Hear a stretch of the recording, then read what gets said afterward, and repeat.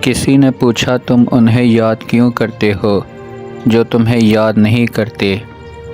اگر کوئی شخص تمہارا دل توڑ کر چلا جائے تو تمہیں ایسا لگتا ہوگا جیسے کہ اب اس دنیا میں تم اکیلے رہ گئے ہو، اب تم اس کے بغیر نہیں رہ سکتے۔ جس نے تمہیں توڑ دیا ہے اب وہی میرا سب کچھ تھا، اب یہ اس دنیا میں میرا کوئی اور سہارا نہیں ہے۔ تو دوستو، کسی نے پوچھا تم انہیں کیوں یاد کرتے ہو جو تمہیں یاد نہیں کرتے۔ تڑپ کر دل بولا رشتے نبھانے والے مقابلہ نہیں کیا کرتے۔ ان کا کسی کے ساتھ کوئی مقابلہ نہیں ہوتا، نہ ہی یہ کسی کے ساتھ مقابلہ کرتے ہیں۔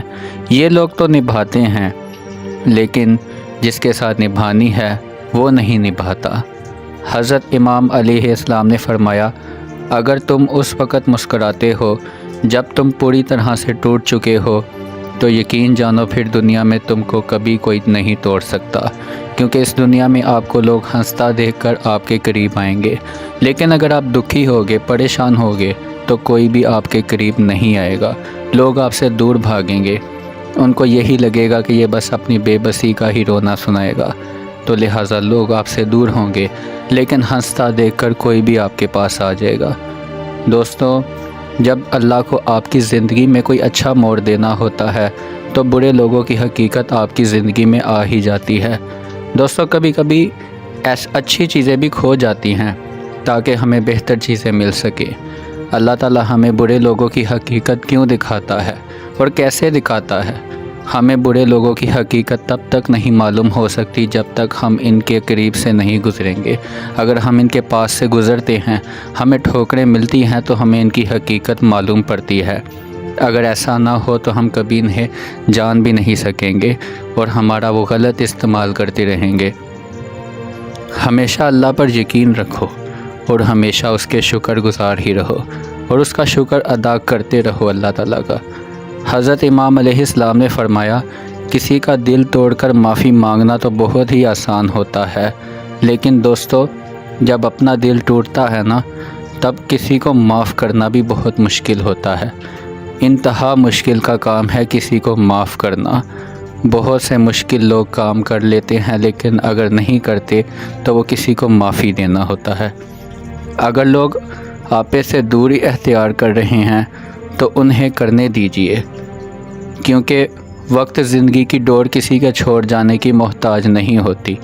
دوستوں، جو انسان ہوتا ہے وہ سب سے سستا محبت کے ہی نام پر بکتا ہے، اور سب سے مہنگی اس دنیا میں انسان کو محبت ہی ملتی ہے۔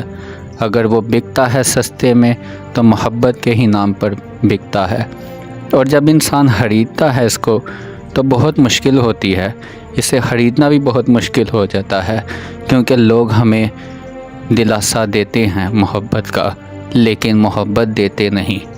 حضرت امام علیہ السلام فرماتے ہیں، انسان کے جسم کا سب سے خوبصورت حصہ اس کا دل ہوتا ہے اور سب سے نازک حصہ بھی یہی ہوتا ہے، کیونکہ یہ بہت جلد ٹوٹ جاتا ہے۔ اگر انسان میں دل نہ ہو تو انسان کا چمکتا چہرہ بھی کسی کے کام نہیں ہوتا۔ وہ دل نہیں جو ٹوٹتا نہیں۔ تو دوستو، کیا یہ بھی کم سزا ہے کہ رب آپ کو ان کے پیچھے لگا دے جن کو آپ کی پرواہ نہیں؟ لیکن اللہ نے ایسا نہیں کیا۔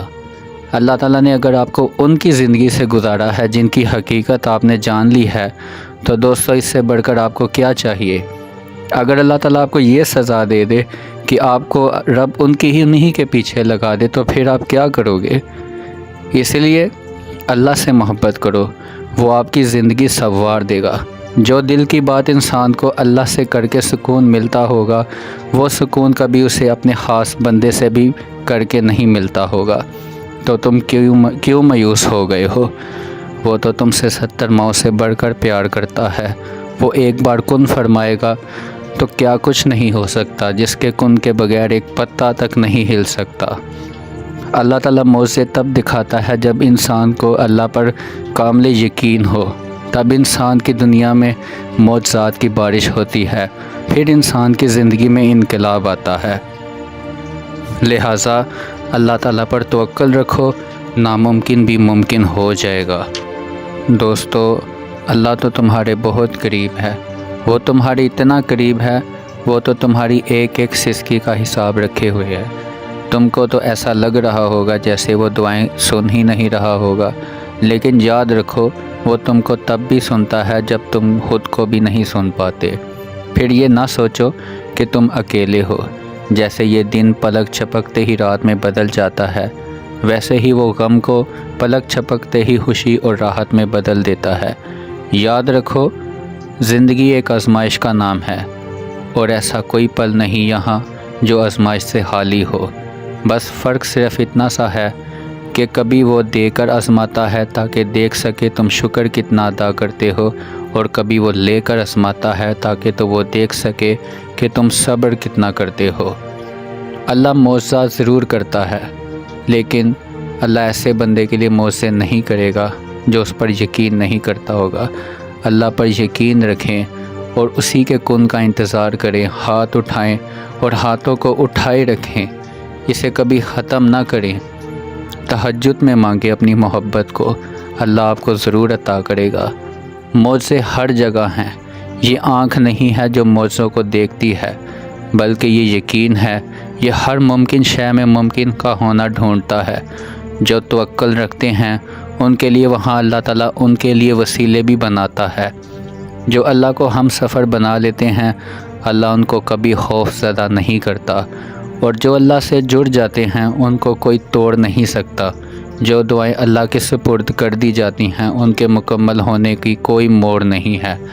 تم دعا کے لیے خود ہاتھ بلند نہیں کرتے ہو، اور اب اللہ کو تمہارا مانگنا پسند آ جاتا ہے اور وہ تمہاری چاہت میں راضی ہونا چاہتا ہے، تو وہ کبھی بھی تمہارے ہاتھوں کو دعا کے لیے ختم نہیں کرے گا۔ ایسا کچھ بھی نہیں جو وہ بدل نہیں سکتا، اور ایسا کچھ بھی نہیں جو وہ تمہیں دے نہیں سکتا۔ پھر تم کیوں بھول جاتے ہو؟ جب وہ ایک راہ کو بند کر دیتا ہے تو اس کے بدلے میں 10 راہیں اور کھول دیتا ہے۔